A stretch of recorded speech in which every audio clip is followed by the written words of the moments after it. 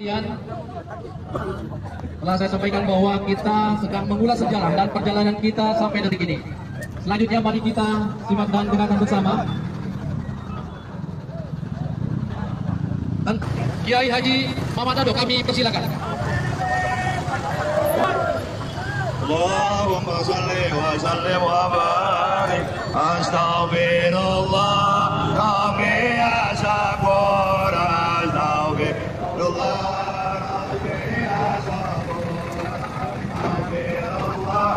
kami asyakur. Astaghfirullah kami asyakur. Astaghfirullah. Assalamualaikum warahmatullahi wabarakatuh. Alhamdulillah wassalatu wassalamu ala rasulillah. Allahumma sholli ala Muhammad wa ala ali Muhammad. Teman-teman yang dirahmati Allah Subhanahu wa Ta'ala, dukung channel ini dengan like, share, dan subscribe agar dapat menerima notifikasi setiap kali ada video terbaru yang kami upload. Untuk yang sudah subscribe, kami ucapkan jazakumullahu khairan katsiran. Teman-teman yang dirahmati Allah Subhanahu wa Ta'ala, lagi viral di media sosial, di mana GP Ansor dan Banser Demo menolak pembagian Masjid Imam Ahmad bin Hambal Bogor. Fenomena yang terjadi di zaman sekarang, di mana beberapa kelompok yang sering mengatasnamakan toleransi justru bersikap tidak toleran terhadap perbedaan pandangan dan keyakinan. Mereka yang sering berteriak tentang toleransi, pada kenyataannya justru yang paling tidak toleran. Ternyata masalah pembangunan Masjid Imam Ahmad bin Hambal sudah terjadi beberapa tahun lalu. Dan guru kita Ustadz Yazid rahimahullah mengingatkan bahwa perbedaan ini sudah ada sejak dahulu, namun tidak boleh menjadi alasan untuk menghalangi pembangunan masjid. Coba kita simak bersama videonya.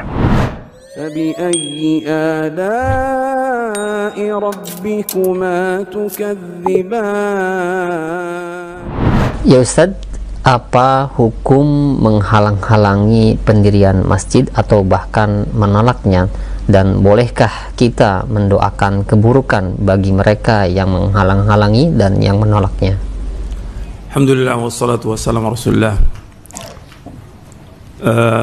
Berkaitan dengan masalah masjid yang perlu antum perhatikan, bahwa masjid ini merupakan baitullah, rumah Allah, dan masjid itu semuanya milik Allah dan tidak boleh ada kesyirikan dalamnya. Wa annal masajida lillahi fala tad'u ma'allahi ahada. Bahwa masjid itu milik Allah dan enggak boleh orang berdoa kepada selain Allah di dalamnya. Dan masjid dari zaman Nabi SAW itu dibangun oleh kaum muslimin. Dan Nabi ketika hijrah ke Madinah, Nabi berusaha untuk membangun masjid. Yang pertama Nabi bangun ketika Nabi transit di Kuba, Nabi membangun Masjid Kuba. Kemudian setelah itu Nabi masuk kota Madinah dan Nabi membangun Masjid Nabawi. Dan dua-duanya masjid itu dibangun di atas takwa. La masjidun usissa ala taqwa min awwali yaumin ahaqqu an taquma fi. Kemudian banyak hadis Nabi SAW yang Nabi sebutkan tentang dianjurkannya kita untuk membangun masjid. Dan tempat yang paling baik, yang paling dicintai Allah itu masjid. Dalam hadis yang sahih yang diriwayatkan oleh Imam Muslim, Nabi bersabda SAW, ahabbul biladi ilallahi masajiduha wa abghadul biladi ilallahi aswaquha. Bahwa tempat yang paling dicintai Allah itu masjid, dan tempat yang paling dibenci oleh Allah adalah pasar. Dijelaskan hadis ini sahih riwayat Muslim oleh Imam An-Nawawi, kenapa masjid itu yang paling cinta Allah? Karena masjid tempat ibadah, masjid tempat orang ruku dan sujud kepada Allah Ta'ala, masjid tempat orang untuk berzikir kepada Allah, masjid tempat orang untuk mendekatkan diri kepada Allah, masjid tempat orang untuk belajar agama ini, dan yang lainnya banyak, puluhan manfaat masjid itu. Dan ditegakkannya sholat berjamaah dalam masjid merupakan keutamaan yang paling besar, karena nggak ada yang bisa menegakkan sholat di dalam masjid kecuali orang beriman, seperti yang disebutkan dalam surah At-Taubah di ayat 18 gitu, bahwa yang mendekatkan diri kepada Allah yaitu orang beriman. Innama ya'muru masajidallah man amana billahi wal yawmil akhir wa aqama as-salata wa ata az-zakata wa lam yakhsha ila Allah fa asa ulaika ay yakunu minal muhtadin. Allah menyebutkan bahwasanya yang meramaikan masjid Allah itu adalah orang-orang yang beriman kepada Allah dan kepada hari akhir, mendirikan sholat, mengeluarkan zakat, dan mereka tidak takut kecuali kepada Allah. Ya, mereka itu adalah orang-orang yang mendapatkan petunjuk. Jadi masjid itu tempat yang paling dicintai Allah. Kemudian tempat yang paling dibenci oleh Allah adalah pasar. Kenapa pasar? Dijelaskan oleh Imam An-Nawawi dan juga yang lainnya. Pasar yang paling dibenci oleh Allah, dan tempat yang paling dibenci oleh Allah, karena di situ terjadi kebohongan, sumpah palsu, penipuan, dan tempatnya setan di pasar itu. Banyak lagi kebohongan, tipu menipu, dan yang lainnya di dalam pasar itu. Juga tempat kelalaian dari zikir kepada Allah Taala. Jadi yang paling cintai tempat itu masjid. Karena tempat itu yang paling cintai Allah, maka kita berusaha bagaimana membangun masjid. Di dalam hadis Nabi, banyak hadis Nabi menyebutkan SAW anjuran untuk membangun masjid. Nabi bersabda SAW, man bana lillahi masjidan banallahu lahu baitan fil jannah. Barang siapa yang membangun masjid karena Allah bangunkan rumah di sorga. Hadis ini sahih, diriwayatkan oleh Imam Ibnu Majah. Begitu juga Nabi menyebutkan dalam hadis yang lain yang diriwayatkan Imam Bukhari, Muslim, dan juga Ahmad, man bana lillahi masjidan yabtaghi biha wajhallah banallahu lahu baitan fil jannah. Barang siapa yang membangun masjid karena mencari wajah Allah, Allah akan bangunkan rumah di sorga. Dan beberapa hadis lagi yang lain tentang hadis ini. Artinya Nabi menganjurkan seorang itu bangun masjid meskipun kecil. Dalam riwayat yang lain Nabi bersabda dalam riwayat Imam Ahmad dan yang lainnya dari sahabat Ibnu Abbas, man bana lillahi masjidan walau kamifhasi qitatin banallahu lahu baitan fil jannah. Barang siapa yang bangun masjid meskipun kecil seperti kandang burung, maka Allah akan bangunkan rumah di sorga. Artinya anjuran dari Nabi SAW untuk membangun masjid banyak sekali hadisnya. Artinya umat Islam dianjurkan untuk membangun masjid, karena masjid tempat yang paling mulia di muka bumi ini, tempat yang paling dicintai oleh Allah, tempat untuk dikumandangkannya azan yang 5 waktu, tempat untuk orang beribadah kepada Allah, untuk ruku dan sujud. Kalau udah seperti ini, umat Islam wajib untuk membangun masjid. Enggak boleh menghalangi. Ketika orang itu menghalangi dari pembangunan masjid, maka ima dia itu karena kebodohannya, ima dia mengikuti hawa nafsu, ima dia orang-orang munafik. Kalau orang menghalangi pembangunan masjid, berarti dia menghalangi orang untuk apa? Ibadah kepada Allah, menghalangi orang untuk ruku dan sujud kepada Allah. Ini perbuatan yang zalim. Maka Allah sebutkan di dalam surah Al-Baqarah di ayat 114, "Wa man adlamu mimman mana'a masajidallahi yuzkara fiha ismuhu wa sa'a fi kharabiha. Ulaika ma kana lahum ayadkhuluha illa khaifin. Lahum fid dunya khizyun wa lahum fil akhirati 'adzabun 'adzim." Allah berfirman dalam surah Al-Baqarah ayat 114, dan tidak ada orang yang paling zalim. Tidak ada, kata Allah, orang yang paling zalim melainkan orang yang menghalangi masjid-masjid Allah untuk disebutkan padanya namanya dan dia berusaha untuk merobohkannya. Mereka adalah orang-orang yang tidak patut untuk memasukinya kecuali dalam keadaan mereka takut. Bagi mereka, orang-orang yang menghalangi pembangunan masjid ini, bagi mereka khizyun, kehinaan di muka bumi ini. Walahum fil akhirati adzabun adzim, dan mereka akan mendapatkan azab yang besar nanti di hari kiamat. Jadi 2 tuh siksanya. Di dunia 3. Di dunia orang-orang yang zalim, yang menghalangi pembangunan masjid, mereka nggak akan mungkin masuk ke dalam masjid kecuali dalam keadaan mereka takut, hina mereka. Yang kedua, dihinakan oleh Allah di muka bumi ini, dan ini akan terbukti dalam kehidupan. Antum bisa buktikan nanti orang-orang yang menghalangi pembangunan masjid, Allah akan hinakan dia nanti. Kemudian yang ketiga, Allah akan azab dengan azab yang pedih. Karena nggak mungkin kalau dia orang beriman menghalangi pembangunan masjid, nggak mungkin orang beriman. Yang menghalangi pembangunan masjid siapa? Yang pertama, orang kafir. Yang kedua, orang munafik. Nggak mungkin kalau orang beriman menghalangi pembangunan masjid, nggak mungkin. Jadi secara fitrah aja, kalau kita tanya anak-anak, ya, Boleh nggak orang menghalangi pembangunan masjid? Pasti akan jawab tidak boleh. Fitrah. Gitu.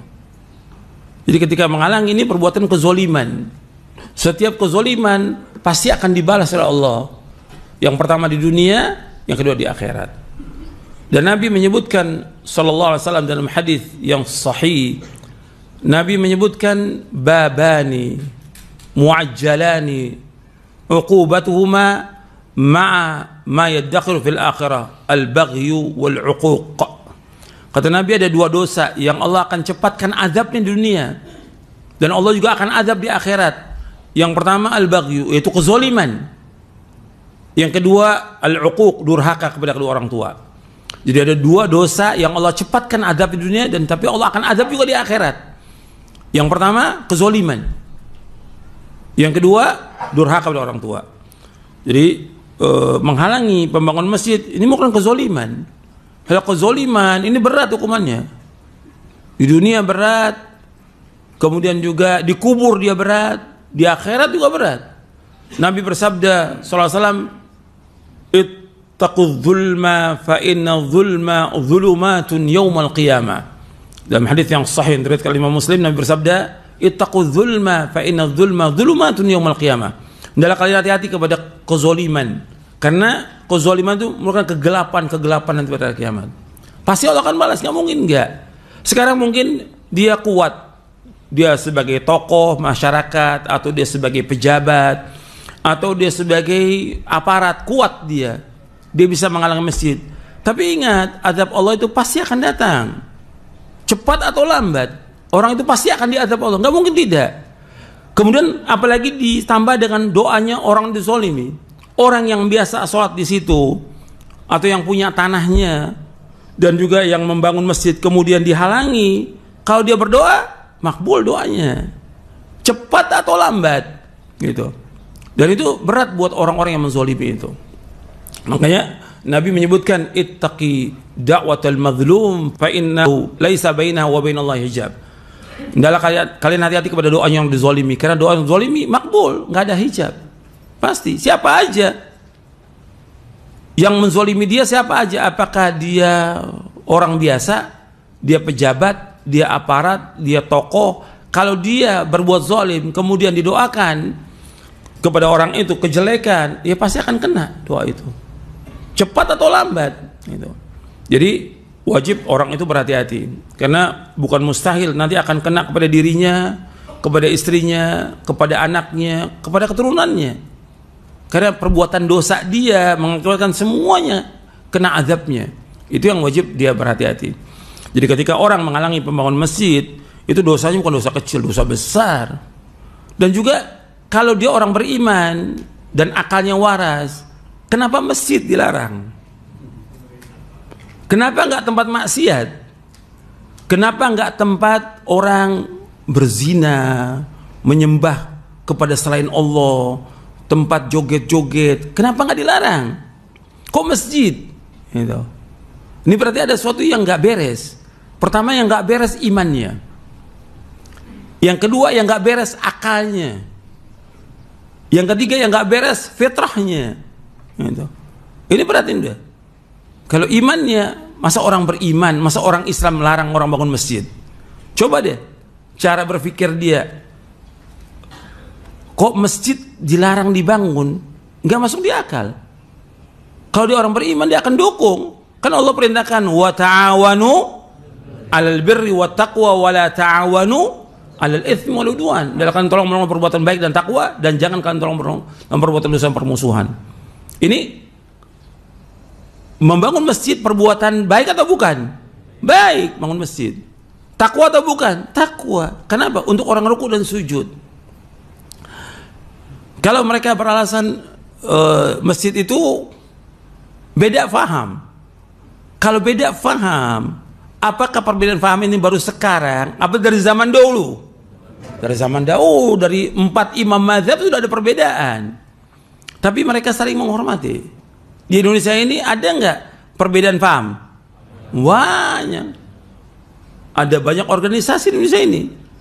Ada Persatuan Islam, ada Muhammadiyah, ada Al-Irsyad, ada Nahdlatul Ulama, ada yang lain.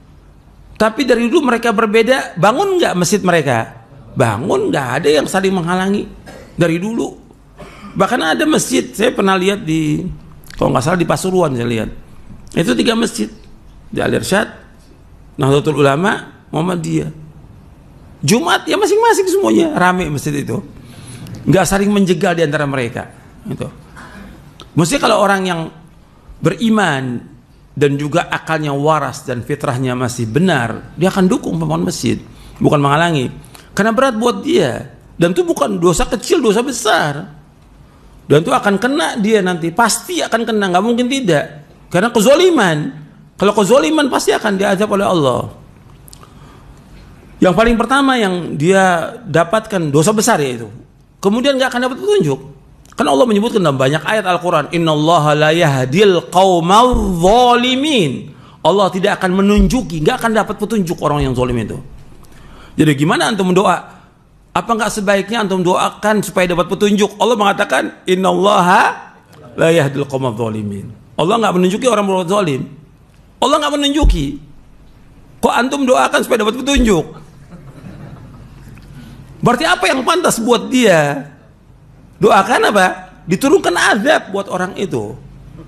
Kenapa? Menghalangi orang untuk apa?